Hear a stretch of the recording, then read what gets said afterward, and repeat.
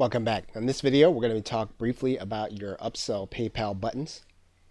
And you've probably been through the process where you have gone to PayPal, you've created a new button, you've set your price, and you've created your product. And then comes to where you need to decide on where you're going to send the buyer once they've actually been through the process. Now, if you have upsells, you want to make sure that when the customer finishes their checkout, that their upsell link goes in this box. And if you're going to deliver by a membership script, you want to deliver them to a thank you page. The only way that you're going to deliver them direct to the product is if you're not using a membership script and there are not going to be any additional upsells. In every case, the way you're going to deliver people to your upsell using PayPal is going to be in this area in step 3. This is how they're going to get there.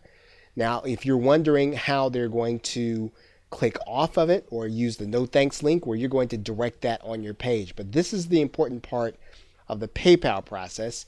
You need to put their upsell link in this box inside of step 3 inside of the PayPal button. Okay, so with that, thanks, and I will see you in another video.